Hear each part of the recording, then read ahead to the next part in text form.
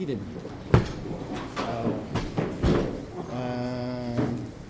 Y'all have the form. If anyone signed up.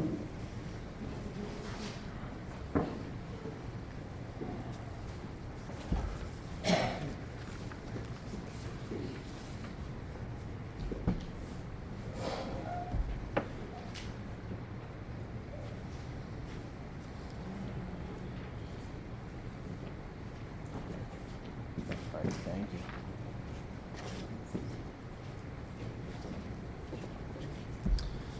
Francis, you signed up. Francis, you signed up under the citizen visitor form. Did you want to speak here at the beginning?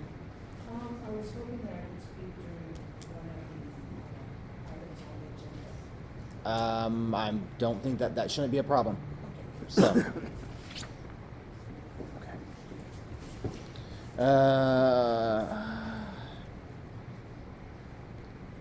Do we have any public recognition that we have? I'd like to thank, sorry, go ahead. I'd like to thank Pete for taking the time and taking us out to the airport to take a look at the hangars, and Dora for taking time out of her day and organizing that to help us get a good lay of the land. I mean, there's not much we can do as none of us are contractors, electricians, or plumbers, but helping us get a lay of the land and see all the problems we're dealing with out there and talk to folks. I would like to recognize the election workers. There were major discrepancies, and so I know that they had a difficult task, and but we appreciate them, and in our citizenry who called in and found the discrepancy and notified City Hall immediately. So we really appreciate you, and we appreciate everyone here today, so thank you so much.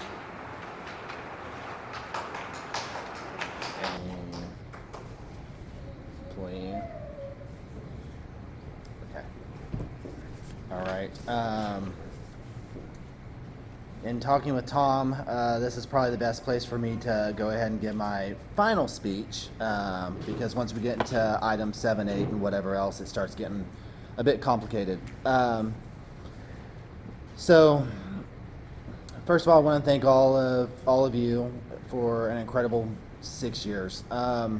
Obviously, it's been scary. It's been exhilarating. It's been nauseating. It's been enlightening. I have definitely learned a lot. It's definitely had its ups and downs. But we've had success, and I'm happy for that. There were times that I really didn't know what we were going to do or how we were going to make it, especially when we had things like Snowvid happening, but we did make it. I want to thank God for giving me great people in my life, for being my rock and on this emotionally and physically exhausting journey over the past 6 years. I want to thank my family, all of whom have been involuntarily dragged along on this ride in some form or fashion. I want to thank my friends who stood by my side despite also being dragged along on this ride to some degree or another. I want to thank the surrounding mayors and the county judges for their help and in lending an ear whenever I needed it. I also want to thank Go Medina for the incredible work that they do in helping to promote our city and our community and our county, pushing for bigger and better things and brighter days. I especially want to thank all the city staff and employees. And without all of you, there's no way this town would function. There would be no water, there'd be no sewer, there'd be no police, there'd be no library, there'd be no animal control, etc. Y'all are the backbone of this city and the city services, the unseen heroes that make everything work. I also want to thank J.R. Garcia, Tom Cate, Lance Elliott, and Judy Langford for all the work they do and their commitment to Devine. I want to thank all those who I've served with on City Council. We may not have always agreed, but at the end of the day, I believe our hearts were always in the right place as we fought for the betterment of Devine. I want to thank all those who have invited me to be part of such wonderful events within this community. We have a really beautiful community, full of wonderful people. And those people do far more than for this community than any politician. They're the true heroes of this community, those who do not do it for the power or the title or the money. They do it from their heart. I even want to thank those who did not like me or even hated me. You made me stronger, you made me wiser, and you allowed me to contrast the future with the past. I do wish we could have all been friends, or at least civil in public. But even as enemies, I still appreciate you, because you made me better. I wish Mayor Cook all the best as he takes the reins. This is not an easy job. And I hope that his path is smoother than the one I had to travel as mayor, both for his sake and for the sake of Devine. Also, over the past 6 years, I found that the burden of expectations can be much greater than the actual job. And I want to wish Mayor Cook safe travels as he navigates the treacherous seas of expectations. Again, thank you, Devine. It's been an incredible journey. I want to thank the staff again. I leave here with happiness, knowing that I made a difference, but also fulfillment, knowing that I can move on and live my life and pursue other projects. So thank you.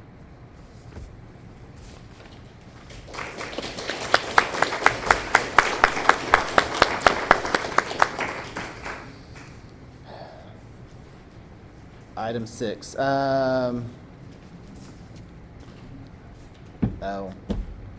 We had one other employee recognition. I do apologize. Sorry. It's here. This letter was from America Pets Alive. It's from, it's addressed to Chief Benavides and Lieutenant Andrews. It says, please accept our letter of recognition oh my goodness, I can't even get through this. Recognition, thank you, David, for Chansey, who's our animal control officer.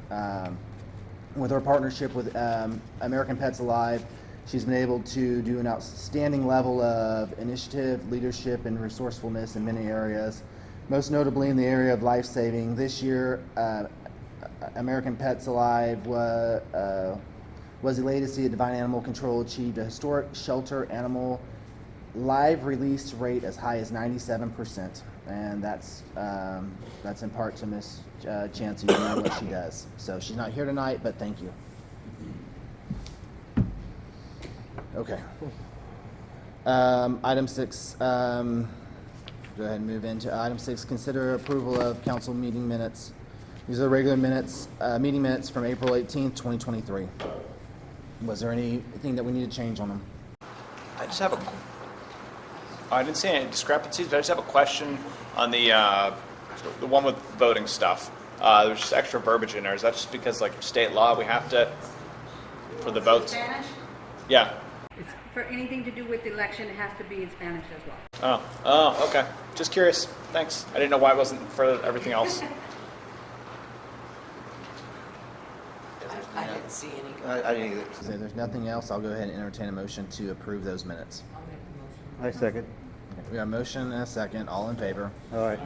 Who seconded? David? Any nays? Motion passes.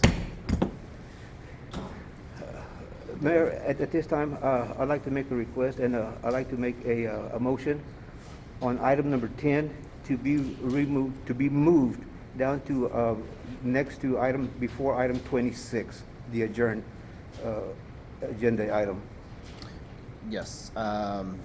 Thank you. Yes, when we were putting together the agenda, it was incorrectly placed at the top of it, and it should have been down below informational items towards the very end. And I don't see a reason not to grant this. Tom, do we have to actually make a motion, or do I just accept it? All right. Make a motion to accept. Go ahead and make a motion to go ahead and move that down to just above item 26, item 10. Mayor, at this time, I'd like to make a motion to move item number 10 above number 26, right before we adjourn.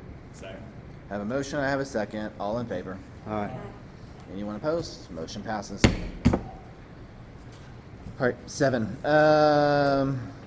Canvass election returns for the May 6, 2023 general election for Mayor, District 2 and District 5.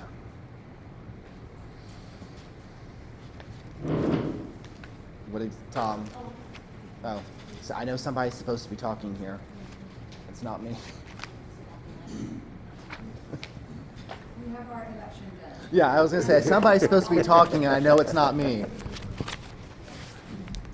All right, so are there any questions about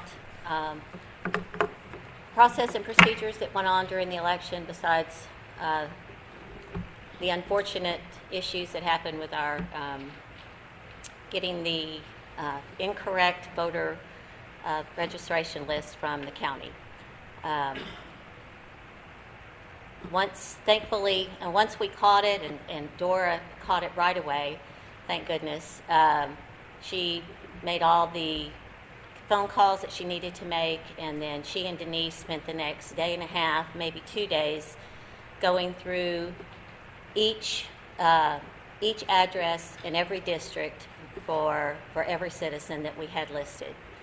And then even after that, even though they had gone through that, as voters came in for the rest of early voting and also on election day, we were verifying addresses as well with her, making sure that we had them all correct, unless we were like 100% sure of a particular street, let's say like Solic, which we know Solic's in District 5.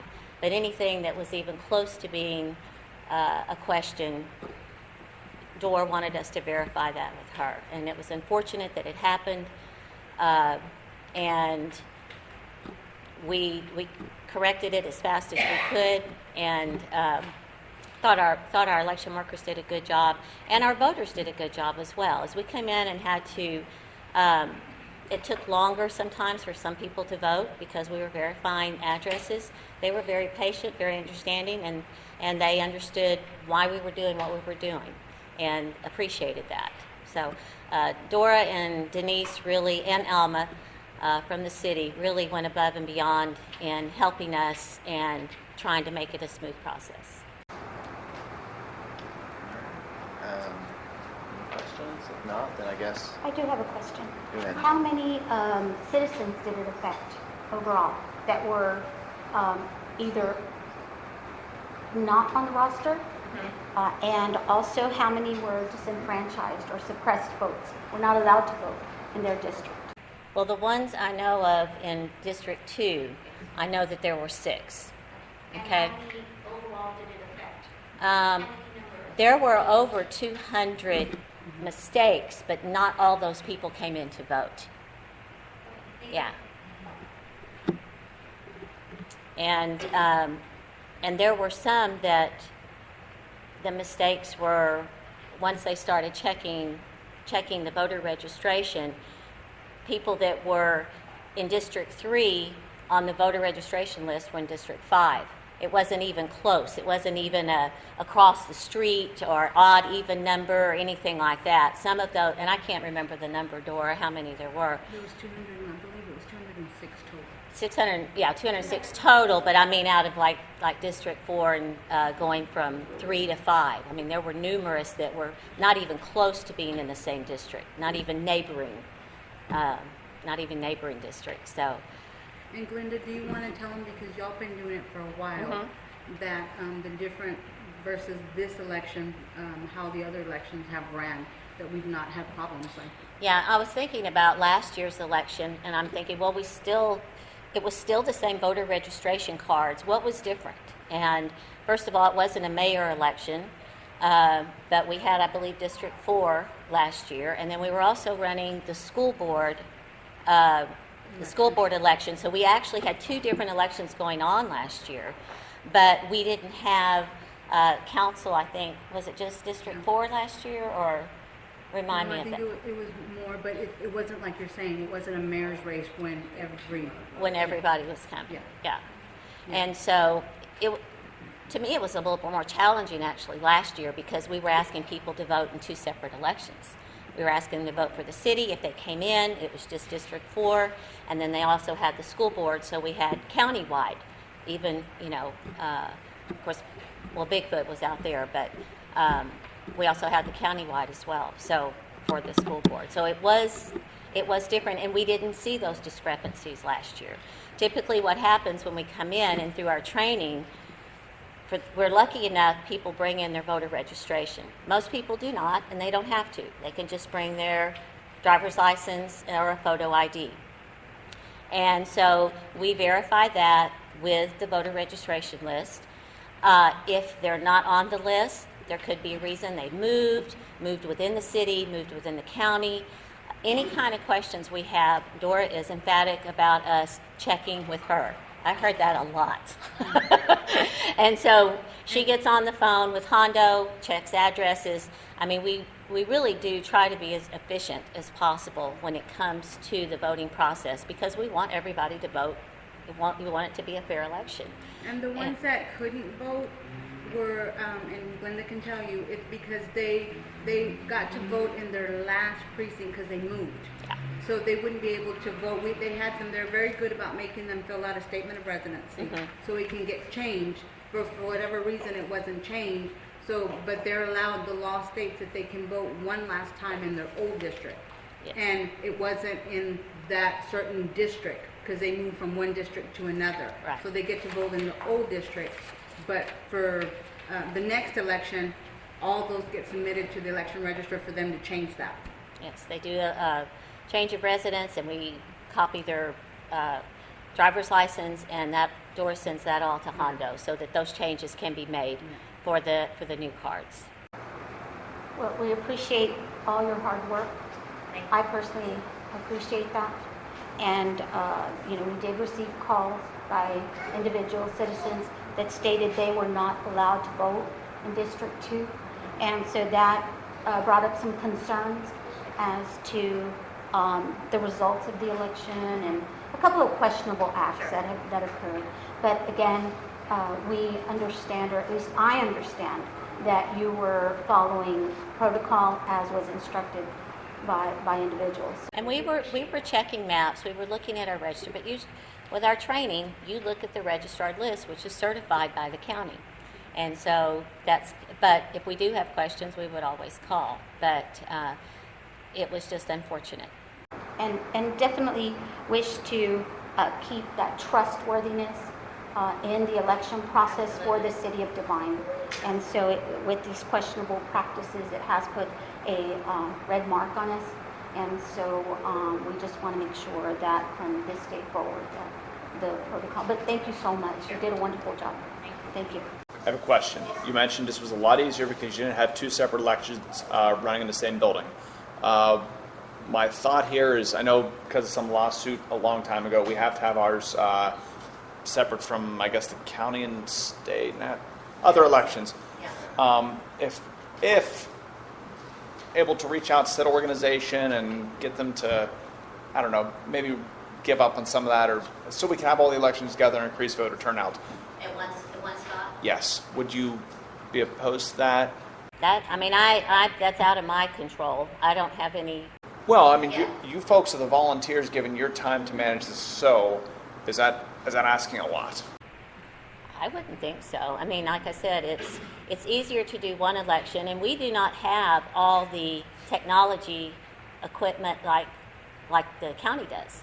Everything is electronic in there. You swipe everything. As a matter of fact, I'm wondering how did they check certain things? Because we're doing it by paper, we're doing it by maps. So I would not, and we did have several people say, why can't we just do it all at the same place? So, and I don't think I can answer that. I'm not sure about why we don't. That's quite a mountain to climb, so I don't want to get anybody's hopes too high. I've been advised it's a big mountain, but Okay. something I want to start digging into, but you'd be the perfect person to ask if that's reasonable or not. Thank you. Before y'all have everything for the canvassing. It shows where, of course, they can tell you that they didn't get to leave until everything balanced. Yes, and we did balance every day. Yes. Yes. Okay. What exactly, Dora, this is yours. What's the motion that needs to be made here? Or how does it need to be worded? Or Tom? About the canvas. Look through it. As far as you can tell, everything is the way that it was voted. I mean, someone needs to make a motion to accept the results of the election. I make a motion we accept the votes of the electorate. I'll second it. All right, we have a motion and a second. All in favor? All right. Aye. Anyone opposed? Nay. You want to oppose or abstain? Oppose. Okay. Thank you. Ophelia, did you get all that? Yes. Okay. Motion passes. These are the certificates. I need you to sign those, Cory. This is probably one of your last official acts. I hope so. We got going on here. Okay. You got them.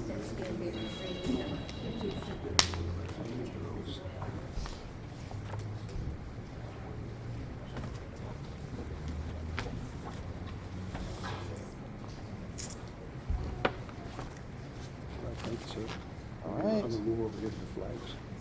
Okay. You make it? You got it? Okay. All right, that was 7. Number 8, certificate of election. That's, That's what you did. no, we just did, but I just signed it. I didn't actually call the number 8. So number 8, what I just did was part of number 8, just to be clear. Number 9, administer oath of office to the newly elected appointed officers. Mr. Cook, can I have you come up here?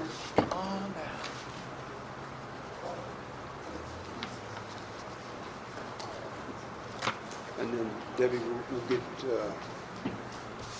you and Michael up here, and you can decide whether you want to do it one at a time or. However you want to do it, Mr. Kate. Okay, all right, well. All right. Now raise your right hand and repeat after me. I, Shelby Butch Cook, I, Shelby Butch Cook, do solemnly swear do solemnly swear that I will faithfully execute that I will faithfully execute the duties the duties of the office of the office of the mayor of the city of Devine, of the mayor of the city of Devine, of the state of Texas, in the state of Texas, and will to the best of my ability and will, to the best of my ability, preserve, protect, and defend preserve, protect, and defend the Constitution and laws the Constitution and laws of the United States of the United States and of this state. and this state. So help me God. So help me God. Congratulations. Thank you, sir.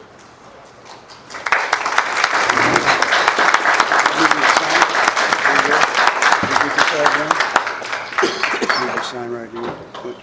So I sign this way or with Butch? Yeah, just write your Shelby. signature, yeah. Okay. And you've got one of the papers that you haven't accepted a bribe Yeah, for offering. I'll definitely sign that one. I don't know if you want to take some more pictures or not. I This don't way you really haven't directly paid off the promise.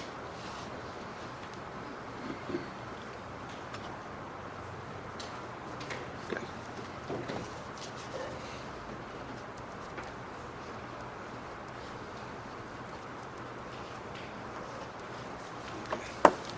I guess you can slide over to that chair and then go get. Yeah. Okay. Materials. Okay. Ms. Randall? Mr. Hernandez? So we can decide how you want to do this. You want to do it one at a time? I don't care, kiddo. I just want All right. David to take the turn. Oh, you bet. It's all set. Okay, so just sort of go through this. Your name, I, say your name, and then you'll read District 5 and District 2. Okay. So just, you guys get over to that flag.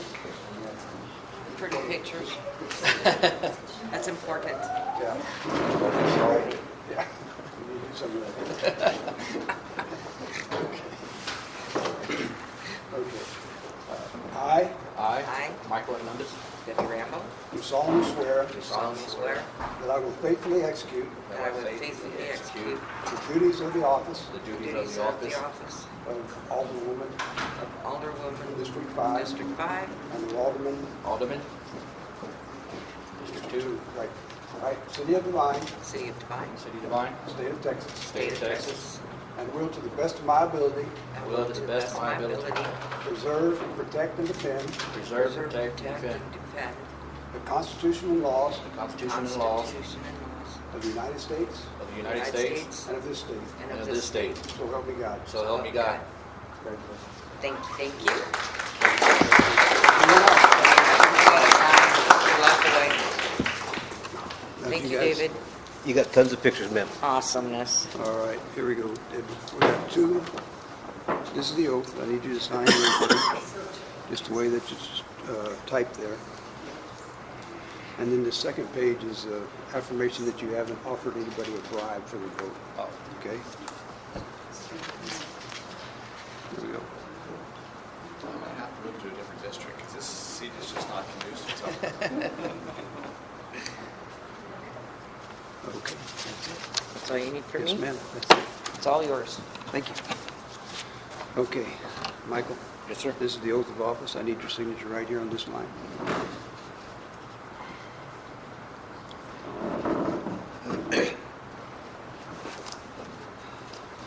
second page is the affirmation that you have not offered anyone to bribe for their vote.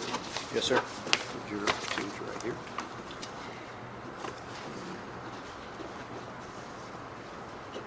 Okay.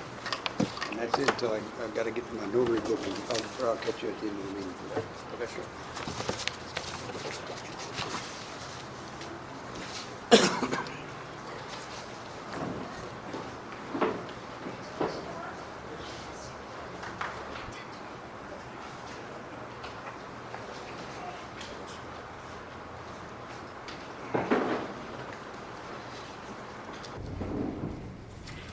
Guess I'm on? All right. Okay. So I get to jump right into the fire. I don't need these, but I do need these.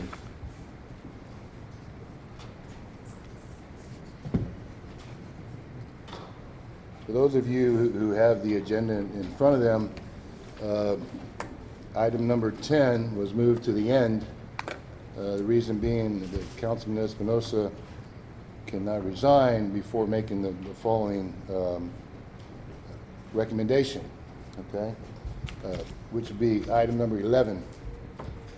Consider and act upon recommendation from Councilman Espinosa for a replacement for the District 3 council seat, which is where Councilman Espinosa sits as of right now. I have some comments before I open it up for discussion or a motion or whatever, and I don't want them to be misunderstood. I greatly respect the work that Councilman Espinosa has done for the city. He's been a long tenured member on the city council, and he has a lot to offer. And I mean that with all sincerity. However, if we proceed to appoint a replacement for Councilman Espinosa this evening, whether it be recommended by him or anyone else, I think it would be one of the worst things we can do because it constitutes a total lack of transparency. And what I mean by that is, by the time that Mr. Espinosa announced his intent to resign, that was after the last newspaper edition came out, for example, and he would be replaced before the next edition comes out without an opportunity for anyone else to show an interest in that position. And I think it sets a dangerous precedent for us as a governing council. I think we should definitely take wholeheartedly his recommendation along with any others that we may have in the next couple of weeks. Okay? Like I said, the timing just doesn't allow the public to be informed properly. And I don't think being informed on Facebook reaches everyone concerned. Whereas the Devine News, for example, is the official paper of the city of Devine, and therefore I think it needs to be posted on in that publication. Okay. That being said, I also think it sends a message, if we were to do this, that we don't have a concern for anyone else at this time. Also, I know of at least 2 other gentlemen who would be interested in the position, can't commit at the moment. For example, Fred Morales would be one, and Jeff Miller would be another. They both reside in Council District Number 3. Okay, so I think we need to take those in consideration, or any others that anyone might have. So, that being said, I think it's very important that citizens all have an opportunity to participate in our city government. And that would be another example thereof. And one other thing, a precedent has been set with regards to something of this nature. Okay, when Mayor Herring resigned, okay, Cory was replaced by the council, okay, which left council seat number 5 open. And then Cory recommended for Ms. Randall to take his place, which is all well and good. However, another person was also interested in that seat, so therefore council recognized that, and they proceeded with whatever policies they had at that time to discriminate between the two and decide which one would be better served for the council. So that being said, I now open it up for discussion. Yes, ma'am. I've got a comment to say. Well, but we also set a precedent. After I was appointed, Councilman Vega was appointed also. When was it? What was David's last name? I forget. Valdez? Valdez, thank you. When he stepped down, and we went with that. My feeling is that the person that is stepping down should be able to recommend someone because he was voted in and he wants someone of like-mindedness to vote like he has been. And Cory did that with me, David did that with Flipper. I don't see a problem with that. Personally. Okay, well said.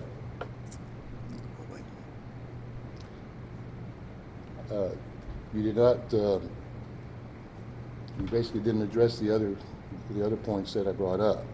I did say that we should take his recommendation wholeheartedly because he has experience and he has knowledge and so forth.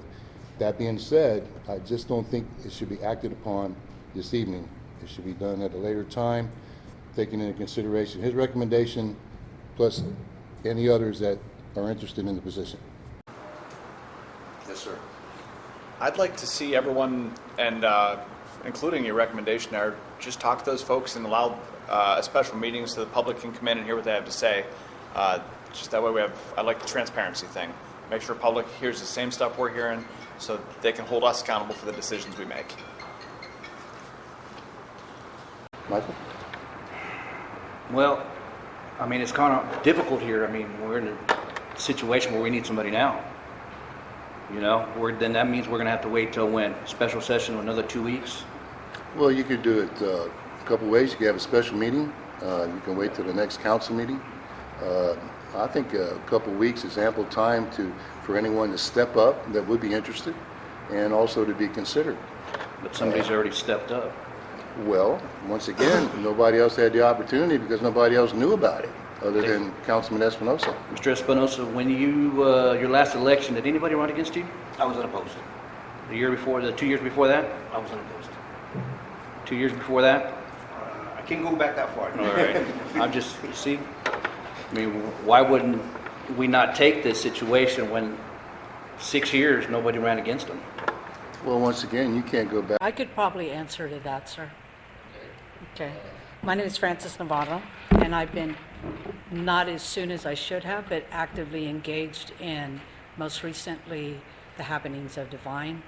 And I have to tend to agree, Mr. Espinosa, probably nobody ran against you as because they respect you, they respect your opinion, they respect the work that you've done, sir.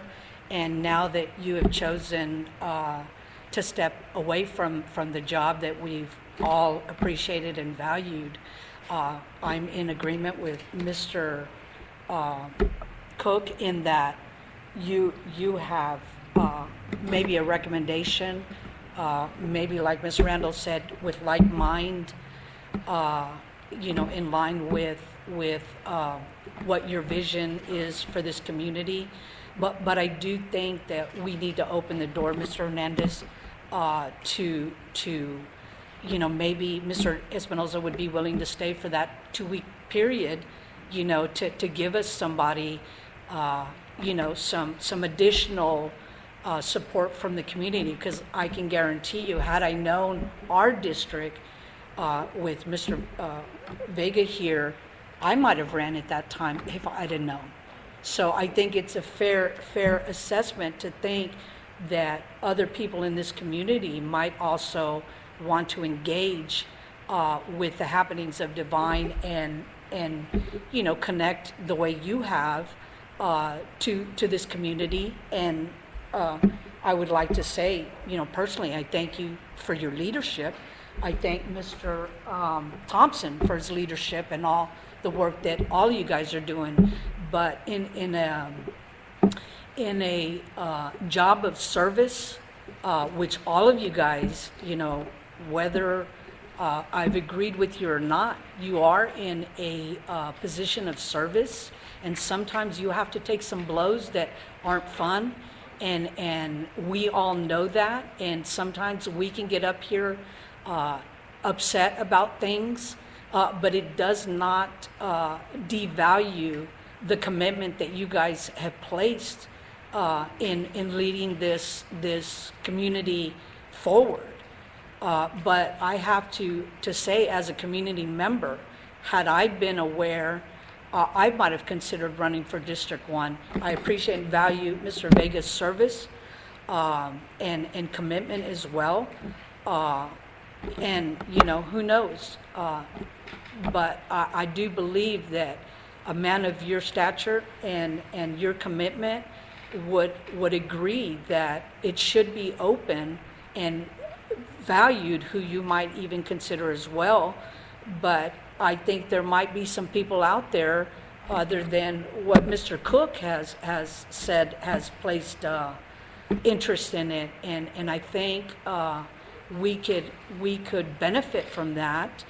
And I would ask you to stay on till we can get that done, sir, and you know, allow other people that want to place the same kind of commitment that all you guys have into our community. You know, so I'd hope that would be given some consideration, you know, but I have to tend to agree it should be open to the public if possible. Mr. Mayor, if I may, Yes, sir. I appreciate your comment. I take it wholeheartedly. I mean, it means a lot. Of course, that's just your recommendation Yes, on sir. this. We have to realize that the final word is council that will make a decision on this. I have selected somebody to replace and take my place here at the desk here. This individual is a citizen from Devine. She is well known. She actually is a former employee of Devine, so she knows the ropes somewhat. But I just would like to, I mean, that's who I'm recommending. I'll let you know who this person is in a bit. The only thing I can say in reference to Mayor Cooks is that I'm going to leave it up to council to decide whether we want to wait or we want to appoint my recommendation this evening. So, I mean, whatever your decision is, I will honor your decision, I will respect your decision, and we'll go forward. Yes. How do we ensure, I mean, you've heard my point of transparency here. This person you've selected, maybe they are the best candidate. How do we ensure that we're all giving them the adequate respect that they really are the best candidate here if we don't allow them to exchange ideas with the other folks that are interested? That's my concern there. I understand. I understand your I just point. want them to come in, not with us looking at them side-eyed of you were Well, chosen that's instead of... between Yeah. y'all four decide. Okay, no, that's- Which way we yeah. want to go. And going back to what I'm saying is, you guys all represent a district, and your particular district obviously needs, you know, representation now. But this applies to any district where an individual has not been able to fulfill their term or tenures their resignation. And, you know, fact of the matter is you're representing, you know, this entire community, you know, and so that I am certain there are people out there would you know, would accept the equal responsibility, and, you know, again, reaching out to the public and letting them know is I think part of that transparency, part of what's really in need of in our community, so that we can have trust. And I'm not saying I don't have trust in the current, you know, council. But if we're going to move forward after all the hard work Mr. Thompson has done and everybody on the current council has done, we need to have an open door where community can reach out to you, can reach out, show their interest, and provide engagement to move this community forward. Council, if you guys would like to meet my recommendation, I would ask her to step up, and if you have any questions for her, if you wish. Ms. Parent, would you please join us? This is Stacy Parent, ladies and gentlemen.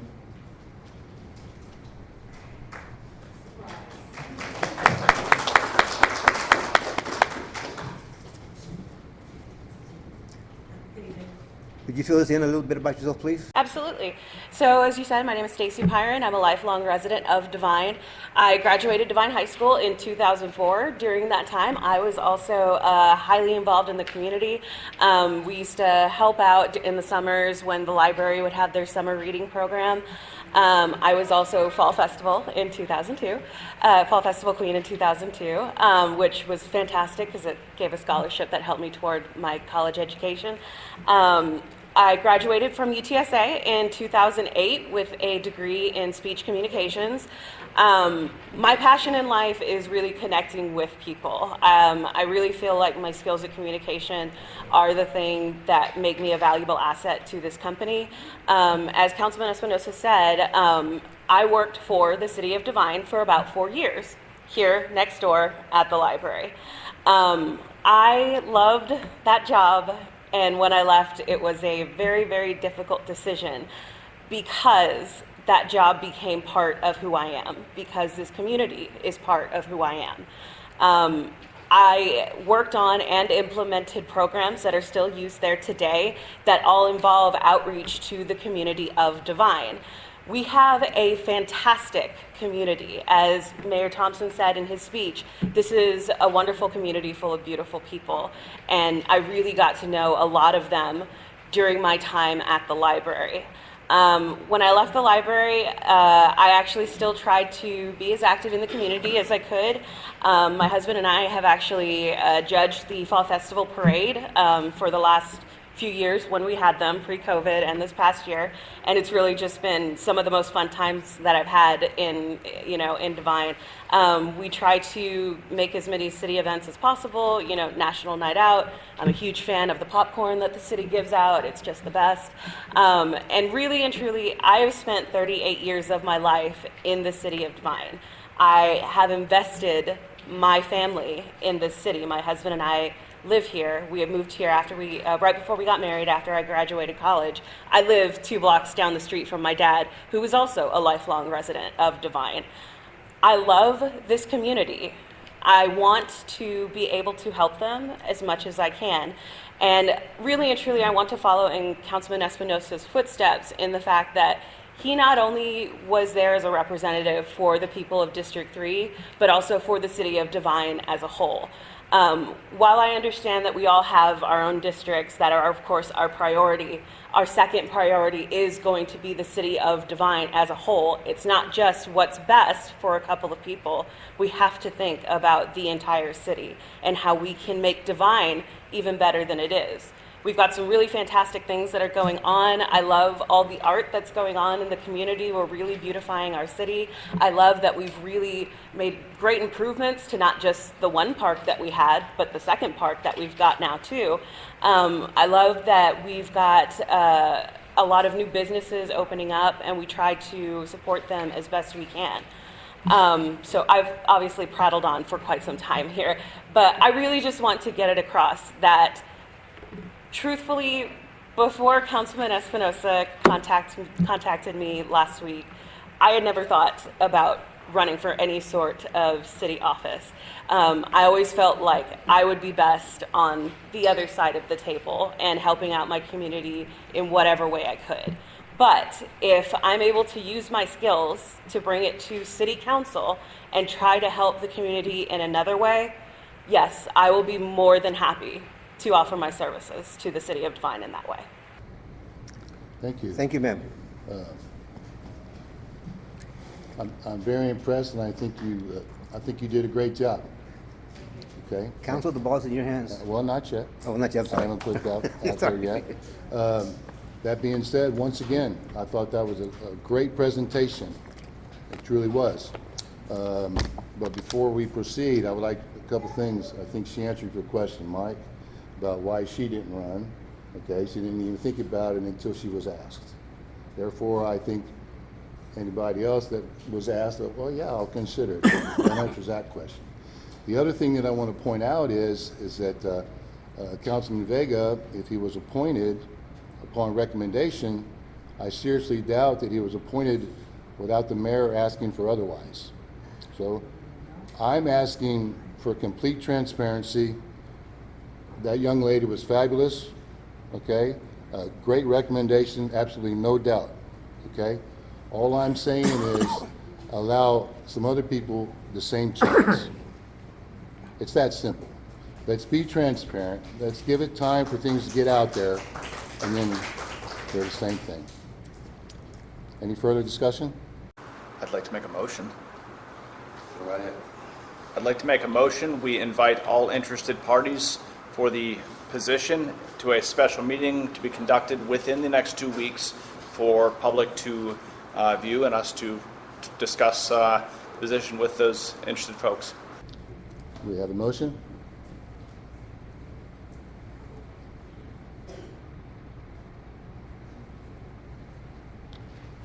Motion dies for lack of second. I'd like to make a motion that we accept David's recommendation of Stacy Byron. Okay, to take District 3's spot upon David leaving. Do I have to say anything else to that? No? Okay.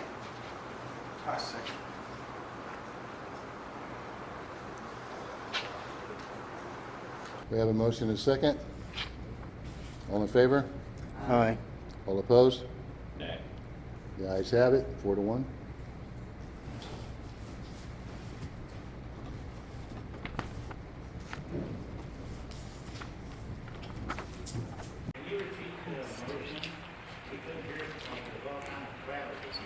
There was a motion to accept David's recommendation.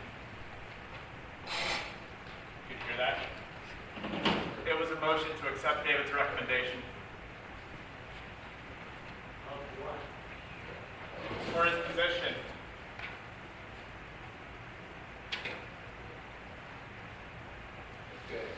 Without further ado, moving on. I would like it noted that I strongly object. Please do. Okay. Presentation of plaques for council. Outgoing mayor, outgoing council persons.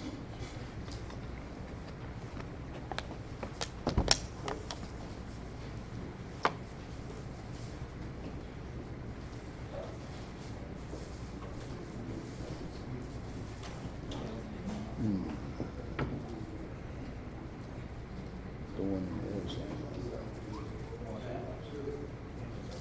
Take your time, brother. Candy? I heard it stole something. Oh. Prepared myself. It was kind of old, sticky.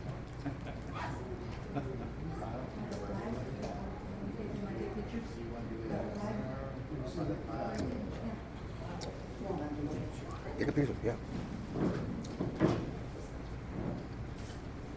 What's her name again?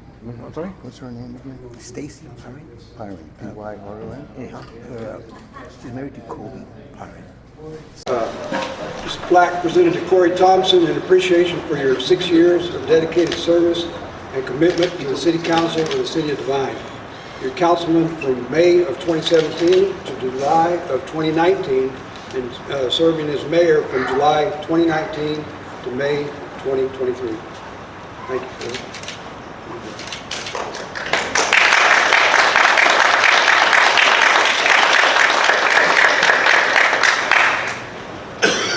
Angela. Presented to Angela Pichardo in appreciation for your 2 years of dedicated service and commitment to the City Council of the City of Devine. Alderman District 2, May the 11th, 2021 to May the 16th, 2023. Thank you, sir.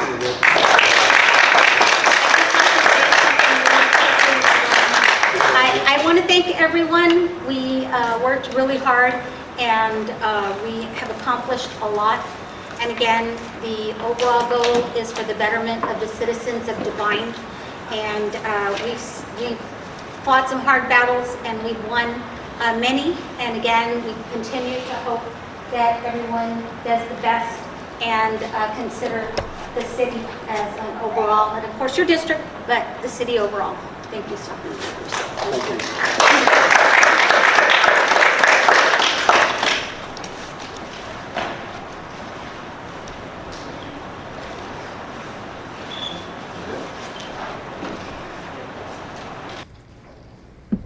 Item number 13, consider and act upon recommendations from the Parks and Recreation Advisory Board for the council.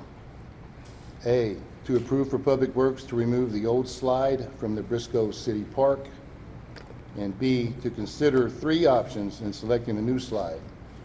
A wave zip slide for $7,513, sports play equipment spiral slide for $9,537.99, and a 3-foot rumble and roll zip slide for $6,643.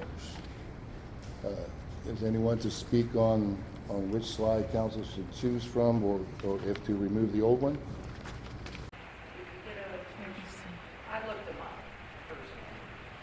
Yes, it was in your packet with the minutes. There was the pictures. Oh, that's right. Sorry. Yes, yeah. I forgot what the second. Debbie, do you need to look at it? Did you want to? No, I got it. Okay. I'm sorry. It's all right. Did the Park and Recreation have a recommendation? We thought somebody was going to, Sandy was going to be here, but I don't see her. Yeah.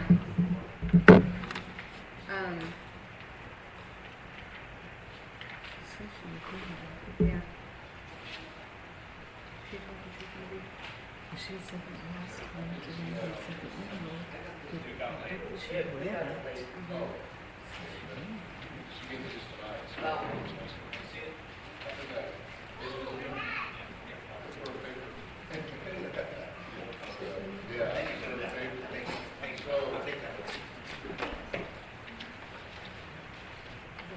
May I say something?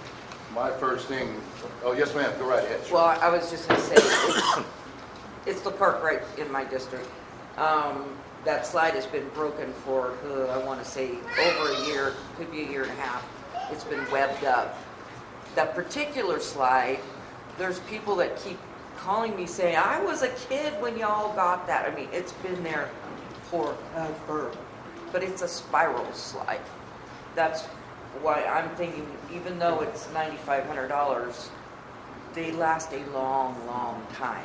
Unless someone takes a sledgehammer or something to them. I'm just saying they last a long time.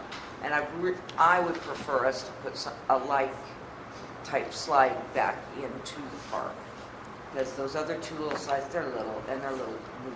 They're about fine. Is the old slide unsafe now? Yeah. Well, that's a no-brainer. Yeah. Okay, so that one needs to be removed. Oh, yes, it definitely needs to be removed. That's not I'm not arguing that. I'm saying for the selection of the new slide, I'd prefer us to go with the spiral one. Okay. Is that what the Park and Recreation are recommending? It's one of the 3 that they're giving Okay. us a selection of. What is I remember being a child and it burned in my rear like bacon, but what's the opposition to a stainless steel slide so it would last even longer? We have one I don't think there's there are other No, slides, not it got stainless taken steel though. away. Yeah. That one's 9,000. It looks like it's a little more expensive, but it would last longer. Yeah. That's a lot longer. We get to pay for 3rd-degree burns to the kids' rears. And you get out a few times, wear longer pants. But anyway, that's You suggesting the 9,500 one? I would. My choice would be that. Yes, we have a budget for Parks and Rec, and this is why. I've included on the agenda info that I give y'all, I included what is in that line item, how much is in that line item for y'all. 24,000. 4,000. So we're good. So I mean, we have the budget for it. We don't have to amend it. We're all going to be good. But I'd like to hear what you guys have to say. I just wanted you to know what I had to say. So the spiral slide is the one to the left? B. So we're replacing B from the one that's broken down, correct? Correct. No, I'm just referring to this fancy diagram.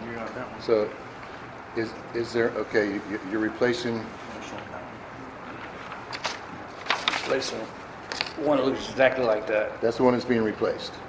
That's the one they want to buy, so they Okay. want to replace the same thing that's broken. Okay, which essentially is this. Okay.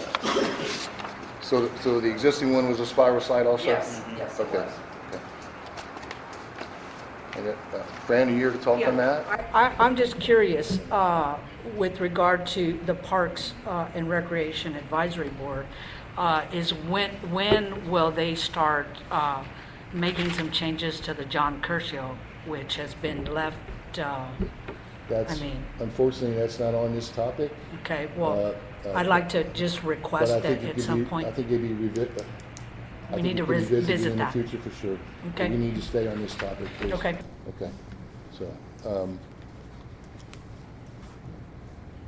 I personally have no solid opinion on it. I think either way to go. If the Parks and Recreation Board, they basically said you need a new slide and for us to pick one. If this one is similar to the one that's existing, I see no problem with it personally. I mean, as long as the safety factors are the same. So, Yeah, it's pretty much the same size. yes, ma'am.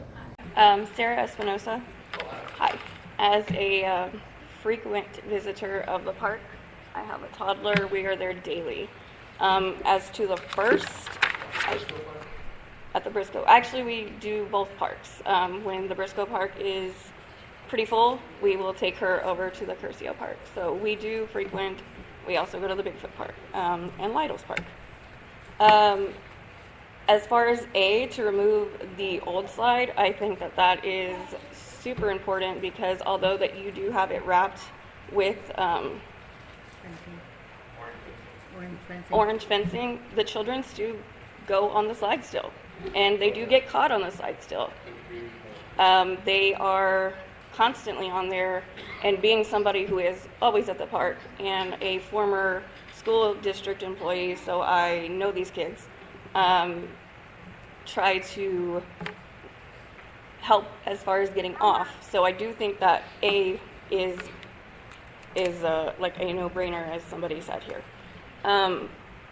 For the 3, I can't really provide an opinion on that because I haven't seen those slides, but I do think that considering something also to get our middle-aged youth, we have our toddler kind of area, which is where my daughter frequents, and the orange slide is great, but we want our middle school age kids, our 5th grade age kids, to want to come to the park as well and get off of video games and get off of TVs. We want social interaction.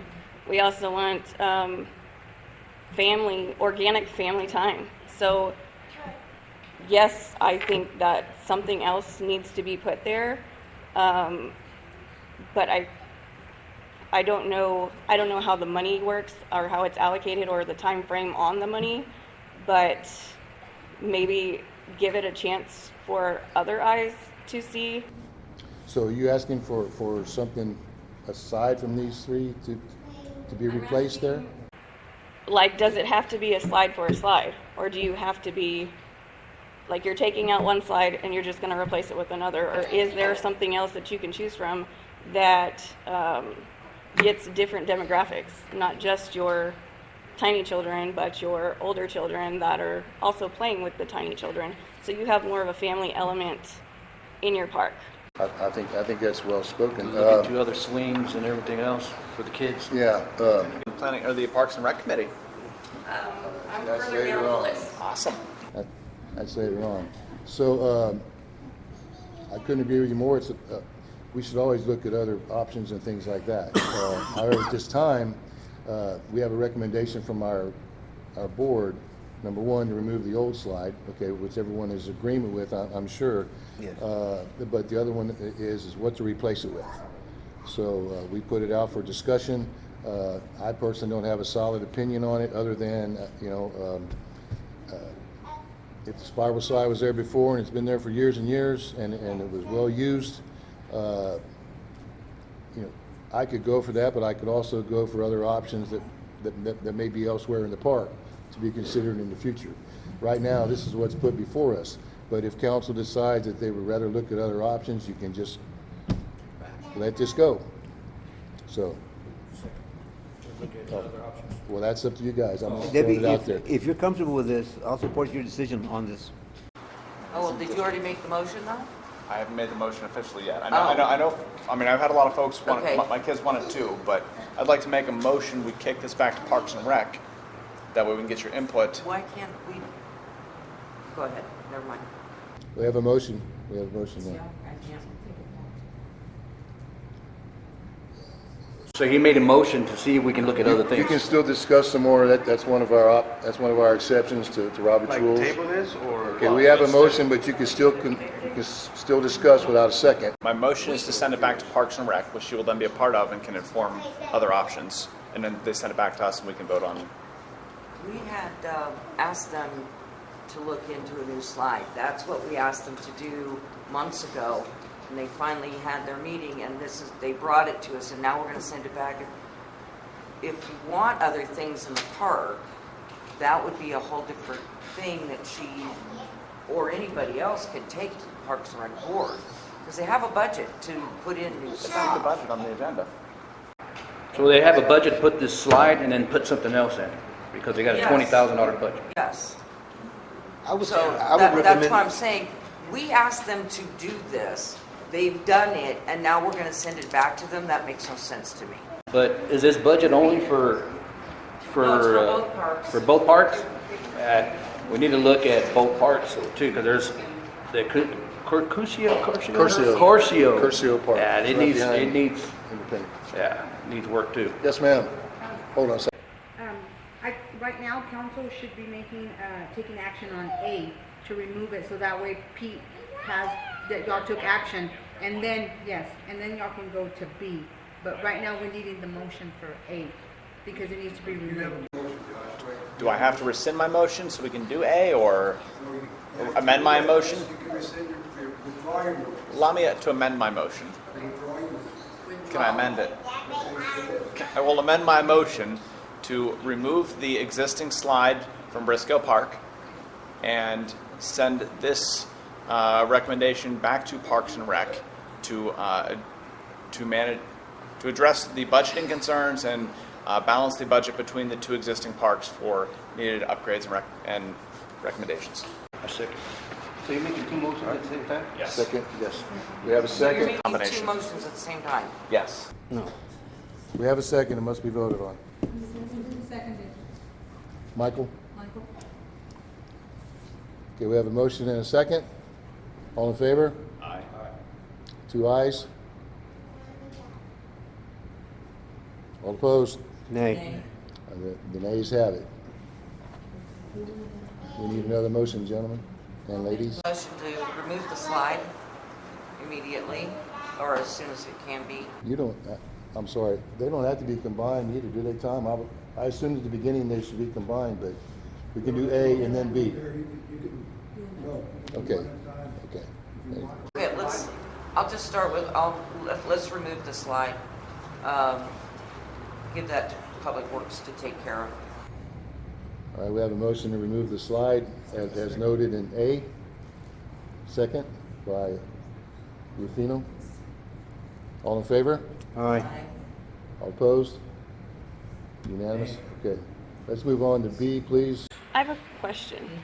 So she said that there was money, I'm sorry, Councilwoman, and how much of that has been used? This slide would be, it's close to $7,500. So this is the beginning of these. No, 9,000. No, it's the 9,000. slide is 9,000. Oh, I apologize. And we've used maybe 1,000 of that budget, but we use it for when we cleaned up Curcio, didn't we? I think I have to look. Who seconded? Flip it. We'll have about $15,000 left to address other parks and other stuff. Well, we don't have a second yet. We just have the first motion on A and okay, on A. Now we're discussing B. I like the way you're saying that, send it back, but I want to see, instead of just wasting 9,500 on one slide, what if we can do something bigger, have a slide and something else? Like she said, Yeah. you know what I mean? That was my And motion. then, go from there. But we can, but the board's gotta come to us with what else that they want. They gotta bring it to us, yes. Well, you could send it back to the board. To us, and now they have, and now we're gonna send it back. Makes no sense to me. Well, we've got a new member to drive this a little bit. And so my concern here is, to Michael and her point there, is how do we make sure we have enough in the budget here to show a little love to both parks? My kids go to that park. I live down the street. It's in my district. I assure you, I want that park to be finished up. But we have other parks we need to address on a limited budget. No, whatever. Okay. You have any further comment, ma'am? You have 5 minutes. My goal is not to upset councilmen of District 5. I agree with you. I'm not upset. I just don't think it's right that we, you know. Thank you. My goal is not to offend anybody. We go to this park all the time. I agree with you. It has been sitting for quite a long time. How long has seat 1 been vacant? I'm sorry. How long has the first seat or the seat for, what is the District 5? The Parks Rec seat. Okay, well, I mean, it goes along with it, but my view is, yes, I do believe that it should be, something should be replaced there. And if this is already in motion, then that's fine. There is other money in the funding. This doesn't have to be a problem at all. If it gets voted on here, that's great. You have $15,000 other dollars to allocate to 2 different parks. I'm not trying to offend, I'm trying to give an idea. I'm not taking offense to what you're saying. Trust me. I don't know you, but I do know body language and frustrations that is being portrayed. All right. Please move on, stay to the point. I've stated.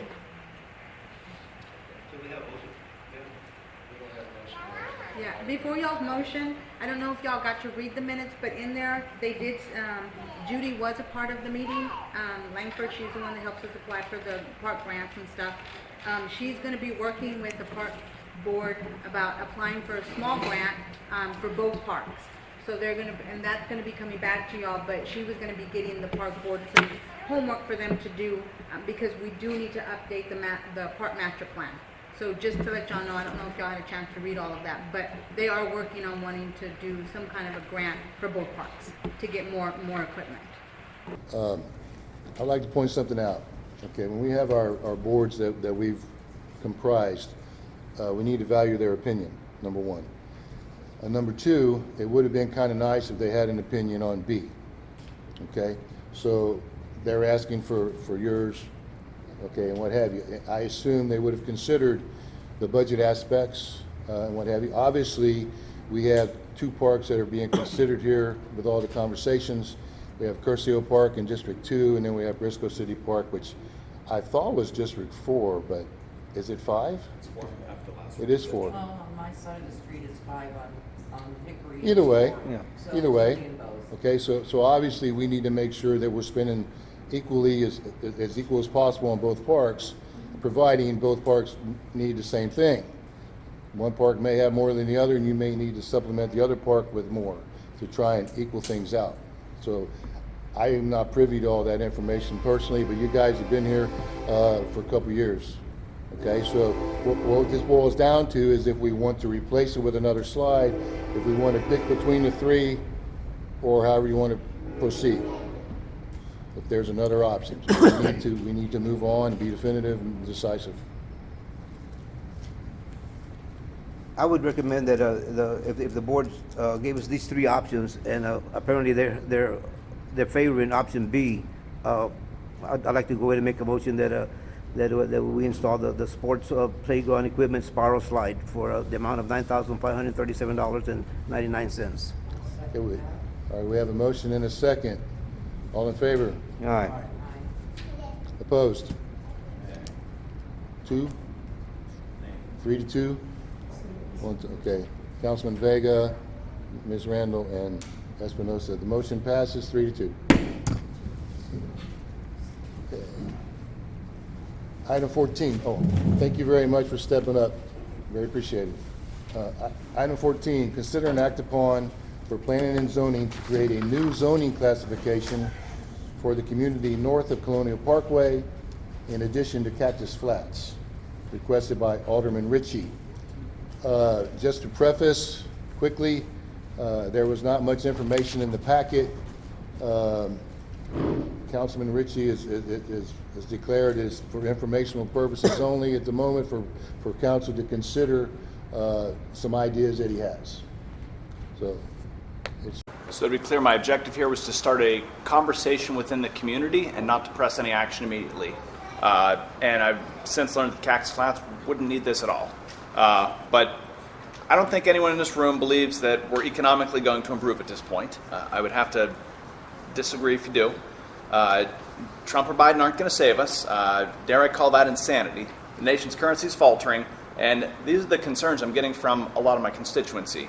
These are folks that are really worried about their ability to produce some of their own backyard food, or just put up a fence, or park an RV in their yard, or an additional dwelling unit. And I've got a lot of folks with those specific concerns.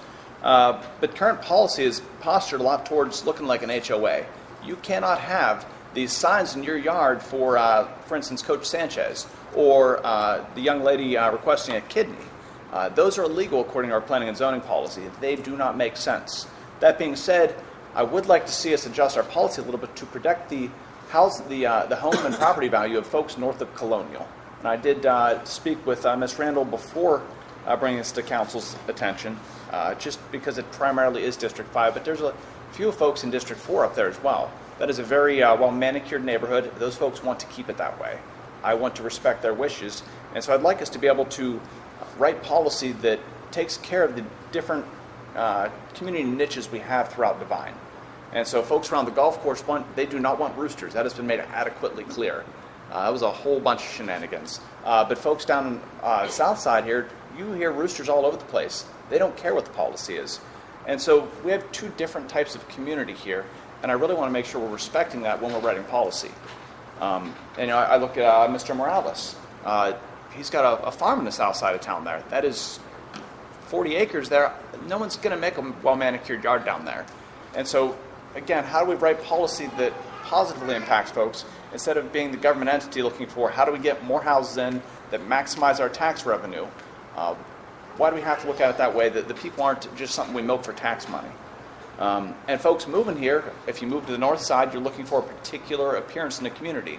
You also have Alamo Ranch, you've got Lytle, you've got Castroville, you've got a lot of suburbs that maintain that appearance. If you move to the south side of town, you're not a Californian coming in here trying to inflict your will upon the rest of the city and change it to how you think it should be. Like me and a lot of the folks I know in my neighborhood, you moved here because you appreciated that rural farm town appearance.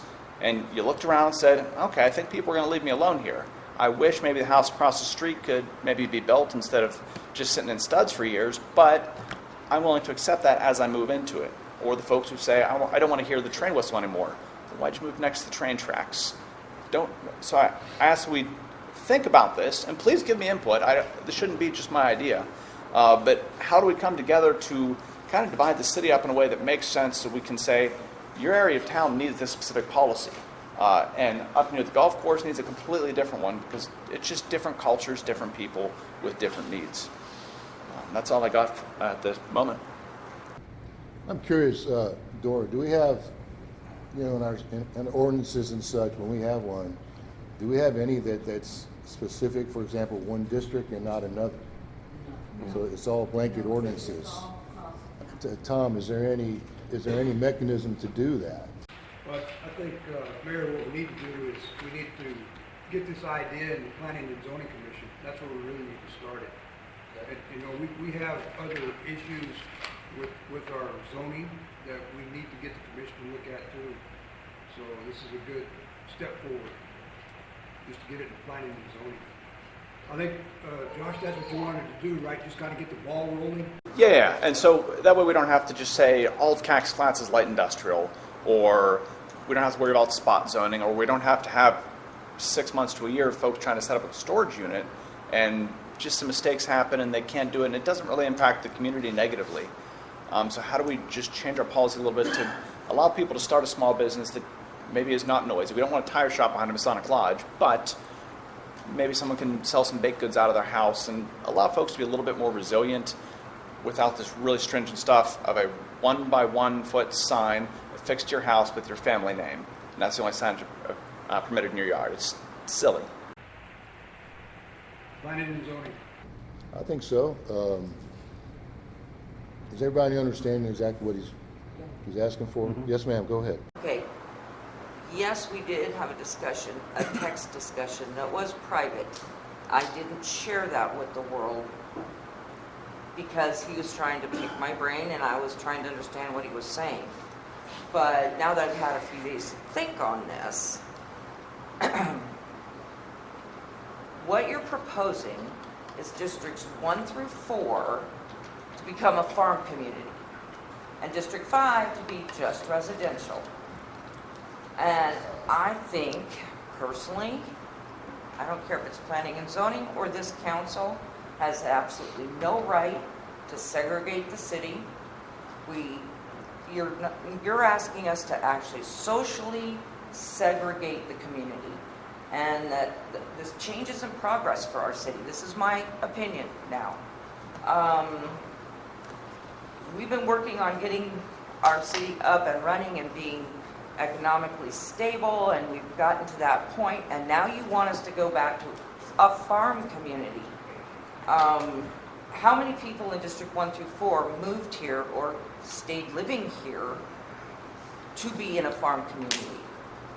Because I can tell you, I know a lot of people that have moved here because it's a city and not a farm community. Further dividing our community is not what we need. That right away, you're going to say, oh, as soon as you go across Colonial Parkway, oh, I'm in the farm community. I can only live by these rules. Oh, I went that side of Colonial. Oh, now I have to live by the... No, we do not need that in this city. I'm sorry. There's so many other things we need to work on, and that is not one of them. I take this whole reclassification tremendously offensive. And yes, that I'm offended by. Not from before. Question, Francis Navarro, about that? Did you sign up for this agenda item? I signed up just to speak on items. That would be a new precedent that we didn't let folks know about, though. Yeah, we will start that with the next meeting. We will have agenda items that people wish to speak on because we can't just. Well, once again, there's no action going to be taken on this. This is for informational purposes only to start off with. So, yeah, let's, if you don't mind, let's just let everybody speak, okay? Speak their mind just like Ms. Randall did. But I would like to say, north of Colonial Parkway includes districts 4 and 5 to start off with. And then also, and I'm not saying I agree or disagree, but I do want to clarify. He is not recommending 4 districts turn into a farm community. He's basically, well, I heard the same thing you heard. And so, for example, he mentioned about a small business kind of thing and this and that. So it was very broad, okay? Yes, obviously, yes, there were comments about roosters and so forth. So let's just keep an open mind for the time being. There's no action going to be taken, okay? And here are the comments. Perhaps send it to P&Z for their impression and their recommendations. And once again, even though it goes to that board, you still don't have to approve it or take action. David, you have anything in comment to that, please? I was just going to say, hopefully we get a city administrator and he can guide us also. That's always a good thing. Yes. Okay. Mr. Vega. I just want to say we should send it, to the board, and so we could get it everything he has, but make it more focused on what exactly, so we know exactly, what's best for the city. Right now, everything's just everywhere. I'd like to have more down focus to like what he wants or what he's thinking about. Right. So, yeah. For example, the zigzag comment. There's lots of folks that live on zigzag that have a fair amount of land that can really do these things, and they, in addition, should not be hampered by what might be very effective in another district. I think that's the point that Josh is trying to make, that we need to be perhaps a little flexible with regards to either that or amend ordinances that we might have that might have a little more flexibility to them where they can be applied to each district. So, Michael. Well, I grew up by the golf course all my life. My grandparents lived on this side of the railroad tracks, which was called the Barrio or Chicano Town. Growing up, there was always roosters, there was always chickens, sheep, lambs, you name it.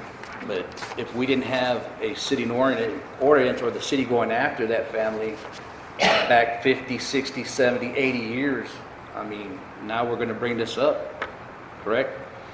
Well, stop them? Or, that's what we're trying that's- to get to. Some consistency and you know, but also some flexibility. In other words, not to be so rigid.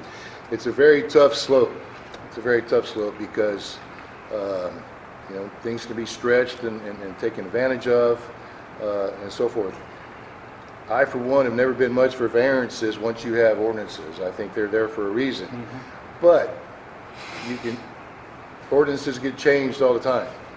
Okay, so whatever we have in place right now must be followed.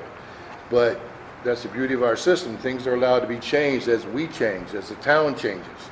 And I see nothing wrong with looking at it. I see nothing wrong with sending it to P&Z personally. Yes, sir. I'd like to address your point there. A big concern I do want to get after is the weaponization of policy. Nobody's going to apply it or make a complaint until they get upset with an individual. Then now I'm going to call code enforcement and have them harass you, if that makes sense. I've seen that happen several times. Yeah, but that part of town is too tight-knit. It won't ever happen. Too tight-knit. That's the problem with my culture. We're how you say it? We're too tight together, and That sounds like a good community. well, it is a good community. But I wish they would come out more and support us, you know. But it's an older generation here, man. I mean, God, there's people in there that lived there all their life and grew up there. You know, you got the old school there where probably their grandparents went to school. So it's going to be hard to change that. Now, the city should have enforced this 50 years ago, 60 years ago, you know, and that stuff wouldn't have happened. But when was that part of town actually annexed into Devine? Because I don't think that was part of Devine. That must have been out that way, you know? Yeah, that neck of the woods fought a lot, you know? How about we move on from this? Let's send something to P&Z with regards to it and try and get their approach to it. No action is going to be taken anyway. He's not requesting any. Fair enough? Good. Okay. Moving on.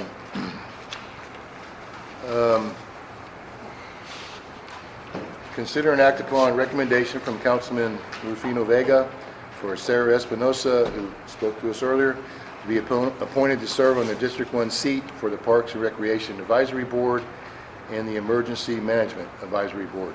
These two, from what I understand, are now combined to be one board.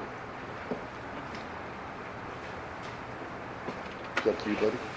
All I really got to say about it is that I've been on this seat for 5 years, and I've had a very hard time to find anybody to even consider even taking that position. And to have her call and say, I'm interested, it's like, you know, I was like, Nick, call Dora, let her know, let's get this done by Tuesday, you know, so before she changes her mind or something, you know. But that's, you know, I'm just saying, we needed somebody there since I started. And Reach out to you, yeah? yeah. As you can see, she's spoken, she's, you know, yes, she's got real good, nice ideas. Any further discussion? Do we have a motion? Yeah, I'm motioning. I'll second. Okay, we have a motion. Councilman Vega, motion, second by Councilman Espinosa. All in favor? Aye. The ayes have it.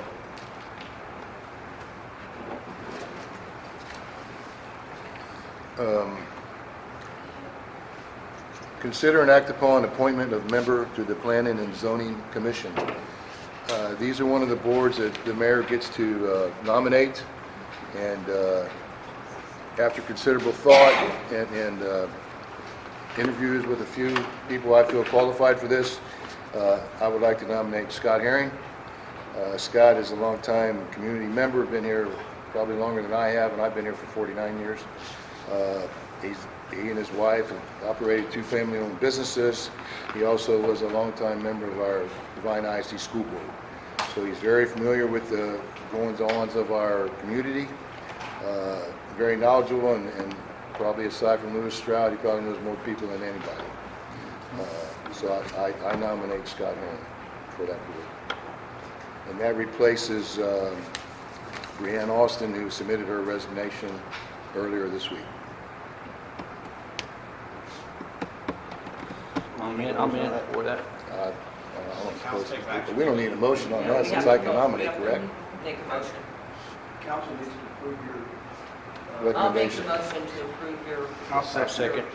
We have a motion and a second. All in favor? Aye. The ayes have it. Clifford, did you second?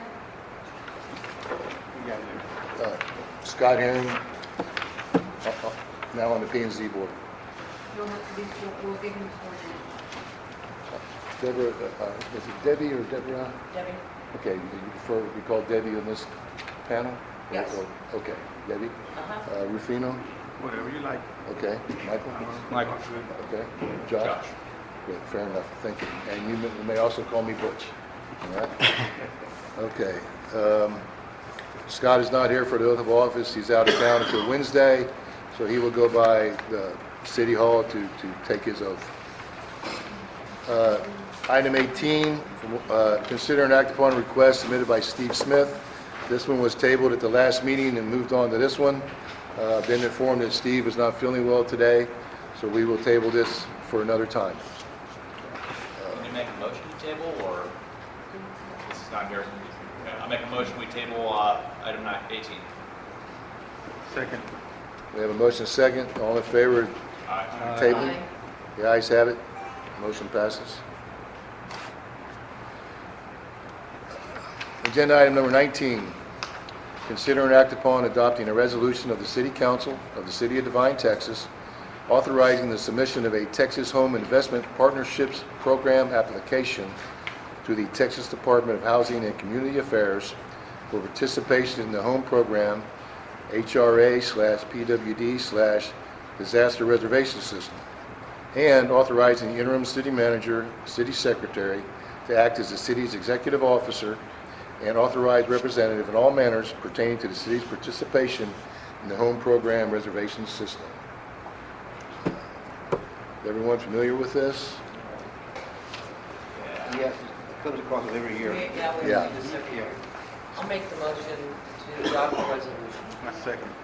We have a motion and a second to adopt previously said resolution. All in favor? Aye. No opposed.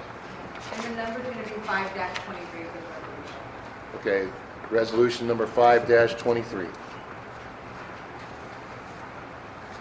Item number 20, consider and act upon having National Night Out on October the 3rd, 2023 at the Devine Golf Course. This is a wonderful event. I believe it was a big success last time we had it. Anyway, any discussion? I'm glad they're doing it so early. Yeah, that'd be cool. So they can get it set up. Very good. For anyone who hasn't been there, I personally haven't, I did not go last year. I wasn't able to. I think I had a basketball game that night. But it's a wonderful thing for the community and well put on by the police department and many others. So do we have a motion? I'll make the motion. Motion by Debbie, Second. second by David. All in favor? Aye. No opposed. The ayes have it. Item 21, consider and act upon approving amending the budget to install an inserter valve on Devine Drive under the water line replacement project. Pete, you need to speak on that? Sir, I just wanted to say, and the reason for this is because, I'm sorry, Pete Thompson, Public Works Director. The reason for this is because we don't have no valves to shut down the area. So this is a live tap. They come in, do it live, and we're able to shut it down. So we can finish Tuttle and Coker. So, and it's going to be a price of $5,500. 5,500? Okay, there was a meeting on this the other day. This is part of the ongoing water project right now, and It's my understanding that for years and years, there was not a shut-off valve there, but we must put one in there, so the rest of the project can be serviced in that area. And the internal valve will be installed on Devine Drive. Right, okay, and installed in the Vine Drive. Any questions, discussion? Motion to accept.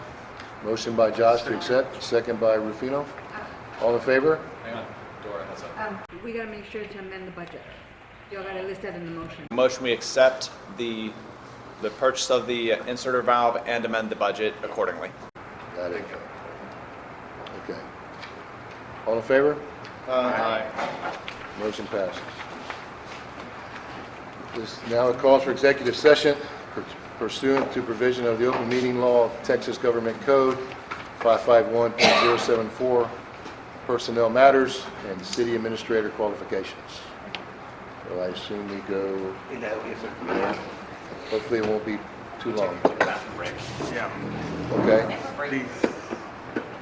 Can we have a break before we go to executive? You sure can. All right, we have a motion to take a break. How long, Josh? 5 or 10 minutes would be fine. 7 minutes. Motion for 7 minutes. Second? Motion passes. 7-minute break, then we go to executive session. Is everybody good? What time we have, guys? 8:04. 8:04. Meeting resumes 8:04.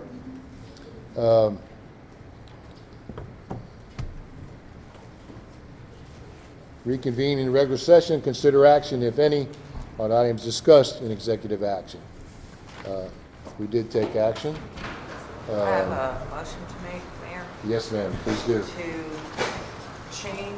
He's gotta state that no action Hang on. is taken in closed session. I said action was taken. No action can be taken in closed session. Right, well, I meant, okay, discussed, it'll be taken here, that's what, okay, that's what I meant.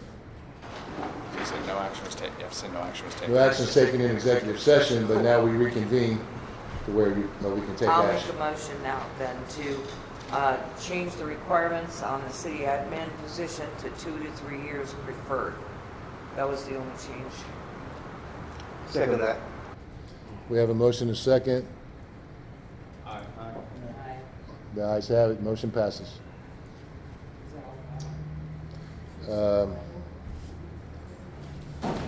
Is everyone, next agenda item, number 24, the administration reports. Does everyone have their report? Yes. How do you normally do this? We don't read them, you just look them over? and- Yeah, y'all can just, in case y'all have any questions. Yeah. Also too, I don't think I had given you one of these when you came on board, but I also like to give it to the council so that way they can kind of just see where we're at with projects and stuff. So I have one. but I I'll take updated note. it. Okay. Okay, so. So Dora, you mentioned where we're at with projects. How's that golf course clubhouse looking? Pete, for the cooler? Yeah. Okay, Pete, do you want to go over that with them? Did you reach Ed with First Choice? Yes. So we're still having problems with that cooler at the walk-in. So I called Ed. He's the manufacturer of the ice cooler. Hang on, guys. Please. I was told that that the people working there were leaving the doors open too long. So that's why it was. That makes sense. Yeah. That's what he's saying. And then the part that he was supposed to order is supposed to come in sometime this week. Okay, not that one. That's a different part. So I called Jerry, and he's kind of worried because he's leaving the cooler part is not working, right? So he's leaving the actual freezer door open so it can cool down. And they didn't want for that to happen either. So they're saying that can mess it up. So hopefully the cooler part will be fixed sometime this week. So other than that, And y'all been, you've been having a heck of a time. yes, every weekend I get calls.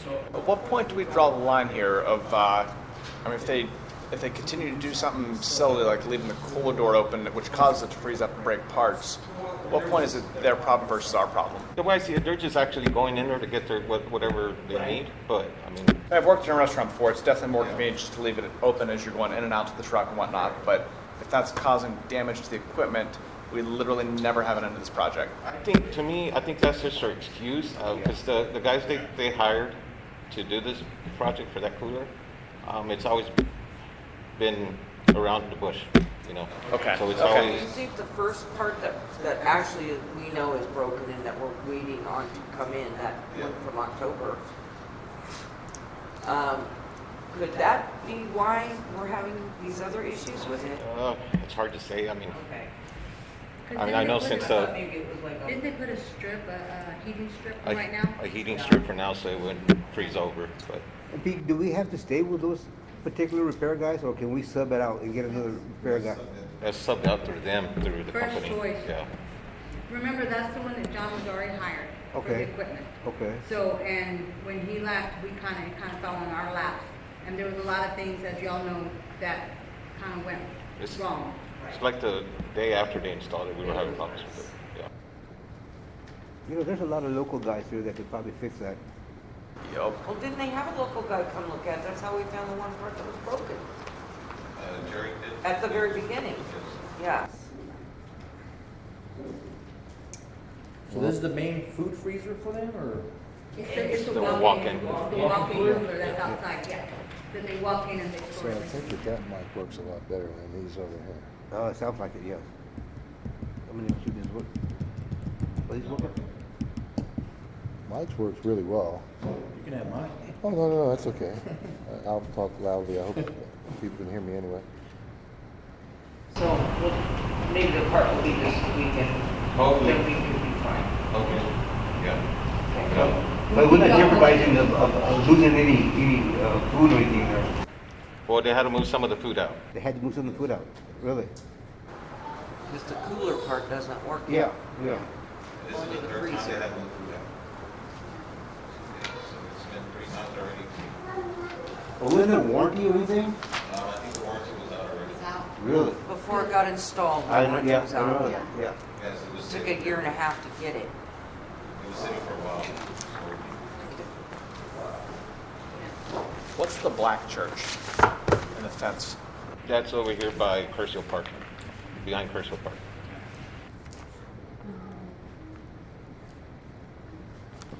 And as y'all remember, we've acquired the other piece of property. And so he's gonna be working on either, if y'all can't do it, you're gonna be looking at somebody to see about getting the barbed wire fence around. Yes. Right, Tom, that's all we have to do, but we have to have possession of it, right? And we have to have this fence, but we can't put any buildings or anything on it. I would recommend that right What about the buildings that are there right now? Just leave them there. Yeah. And then you're gonna be reaching out to, for the cleanup, right? Right. To- Sounds good. Thank you, Pete. Oh, yes. Thank you, sir. Pete, do you wanna let them know that you and JR went to that class in Laredo? Y'all got back today? Yes, we went to Texas Water Development Board class. It's about the lead and copper. And our lead and copper, back in the day, it was from the main to our meter. Now, it's gonna be from our main to the house, all the way up to the house, to the resident. So they want us to investigate where there's lead, even if it's in somebody's yard. We're gonna have to do that from now. How do you tell if there's lead in the joint? You just gotta cut it out and replace the joint? No, you'll have to dig it up and witness what you got under there. Even if it's in their property, we have to.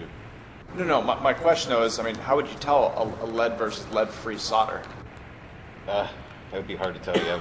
Gotta replace all the copper. Is that gonna be well, that's a tough one. So is that a city expense since it's after the meter though? Or are we gonna force residents to replace that? It can be city expense, but there's grants you can get for it. Yeah, to get reimbursed for that. And how many of these will you have to do? Whole city. Well, I mean, Anything from the Yeah. age of what? 89. Yeah. I've got PVC on mine. So I'm sure there are others with PVC. It's not the whole city, but Yeah, it's just from 89 down that we're gonna have to investigate. Yeah. From the year 89. That's when they went away with the lead rule. That's when they became the lead rule that you can have. We have to go. Yeah. We're gonna print out a list for JR because he's gonna try to get us that, grant, called yeah, so to be able to help, there's money available that cities can get to help because that's gonna be a job in itself when we're gonna have to go on private property, you know, to be changing out all of this. So we're gonna provide him that list tomorrow. I think we have a total connection of 1,700, but I think they're just wanting, anything from 89 before 89. No, actually, we'll have to do the whole everything, yes. So we'll produce that list Yeah. for y'all. Yeah. Wow. Yeah. And we got till the 24th of October. Of 2024. 2024, yes. Yeah, 2024, not Yes, this no, year. not this year. And then for the grant, we only have till the next week, so. No Yeah, pressure for it's gonna be JR. quick. Okay, anything else on reports, fellas, folks? I'm good, sir. Josh, did you see for the Title 42, on the admin report? What, Feeny, it's the first page on the, administration report.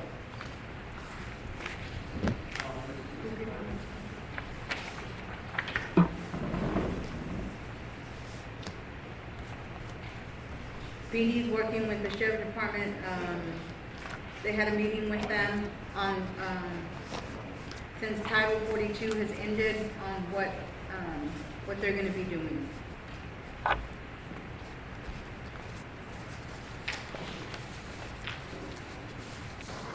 well, I feel like we haven't seen any bailouts since then, so I guess something must be going right.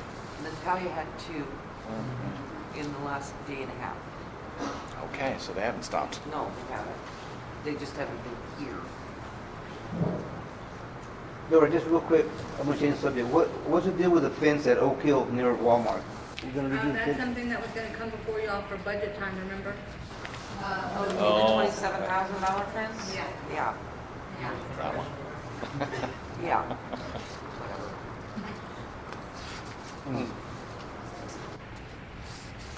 Unless y'all have any other questions, there's, trying to give y'all as much updates as possible. With this fence, that's for us to pay? So Walmart gave us money a long time ago to do this, and we just haven't done it. But we had to pay the other half. $1,500. Or we had to pay the other part of it. Oh, 2,000, sorry. So they gave us $2,000. And it's gonna cost We never actually 27 did the to put fence, one and up. it's going to cost a crap ton of money. It's still sitting on the account. So we kind of need to because we told them we would. Is that But on the other hand, that's a lot of money. And that's for the trash that people are complaining because All the bags and Oak Hill- everything? Yeah, where the 18-wheelers park and then there's trash on this side. Yeah, Still really. don't understand You're right. that. I know. I still haven't, and I've always said this is not just tonight. Why is it the city's fault that Walmart trash is being blown around town? It's a good lesson. Why- Don't take anything that's free. Just saying, if you give it money back. Couldn't ban bags or anything like that. Just like some of the other states. There's some other states that have, their plastic bags banned or something like that, take your own. That's all new to me. It's been a fun adventure. Yeah, I'm kinda- What kind of fence do they want? Some trash. Couple things. So just a regular chain link fence, or whatever the least expensive thing that we can afford. Said $27,000. That was the last bid last year. They say how many feet? It's for the whole street. All of Oak Hill. Yeah. That's before me. Okay. I forget how many feet that is, but from the corner to the a long way. cul-de-sac, Is that it's a long, $27,000 for the I fence? was in Capitol That's a lot. Sunday after the first, That's when we ridiculous. stopped at Walmart, they're having things on here. Yeah, they are. Yeah, they're trash, there was bags on the side. Possible Walmart. Anything else on administration report? No, I'm good. Okay, Sorry, I was just jabbering. And I don't, Dora, do we have, item 25, informational items, do we have anything, Dora? Okay, we have nothing there. I've got an informational item. Hang on a second. Okay, Josh. Okay. I found a piece of software that will enable more transparent budgeting and a lot simpler of a budgeting process for the city. I would like to share that with council and you folks at the admin office, just some informational videos so we can talk about that before budget season comes around and we can get everyone's opinion on that. The big thing I like about it is we can put stuff on the website, so if anyone has a question, where's the money being spent, go to the website. It's all, and we export it then weekly, monthly, whenever we want. But that takes, I think that'd take a lot of pressure off us of where, especially the golf course stuff or the water project, where's the money go? Look on the website, you can see where every dollar's spent then. And I think that helps a lot in some of the arrows we're getting. Is it like what I just gave y'all this, Josh, the revenue versus expense, where it gives you everything that's been spent? Is it? Okay. That's something to look into for sure. Yeah, I'll send it to you, Dora, and then you can send it to each of us. Yeah. Okay, anything else? Debbie's got something. I have two things. So the week of the 22nd, which is next week, is brush and bulk pickup. Everybody, I know I've been posting, I saw someone else post it, which is good. So we keep getting questions, I keep getting texts. When is it? When is it? Like, it's all over the place. And it got advertised in the paper as well. Yeah, it got advertised in last week's paper too. And then, just so everybody knows, June 10th, the fire department's having their Touch a Truck event from 8 to 2. I think it'd be great.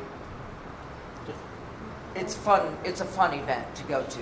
And so I just want to remind everybody that it's June 10th. I won't. Anything else? All right. Item 26, adjourn. My turn. I'm sorry. Oh, I forgot it moved over there. My bad. Mayor, I'm gonna take the podium. Bear with me. Go right ahead, David. I don't even have that page here handy.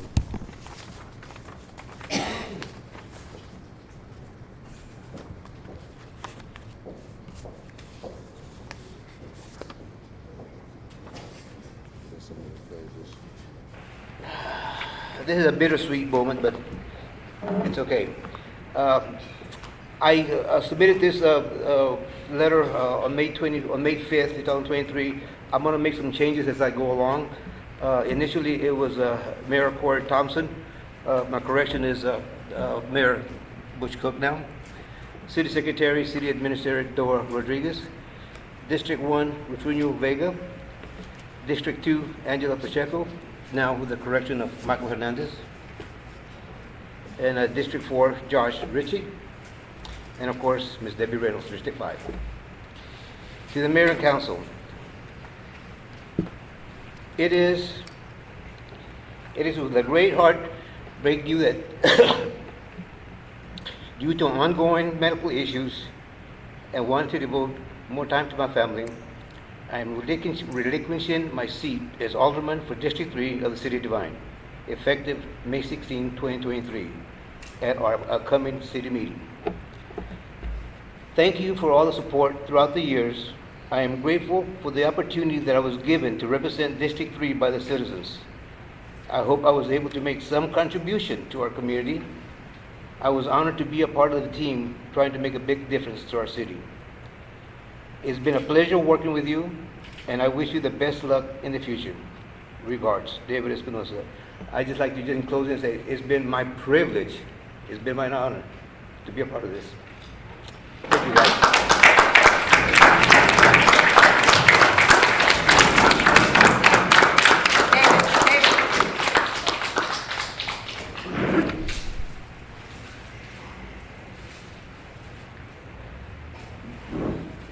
I have wardrobe issues.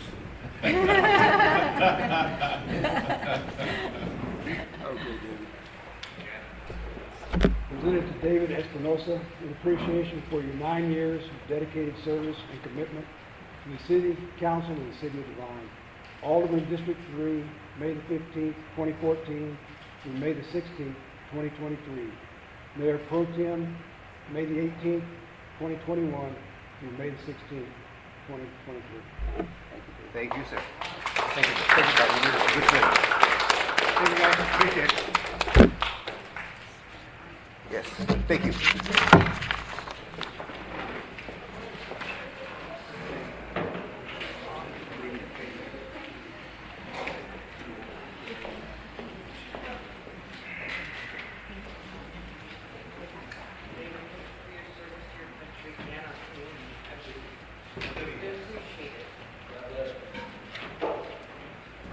Thanks again, David. Absolutely. Well deserved. Short on stress now. Yes, absolutely. If I just stop having wardrobe issues, we'd be all right. Item 26, adjourned. Do we have a motion? Motion. Second. Good All in work, favor? Josh. Here we go. We are adjourned. David Best.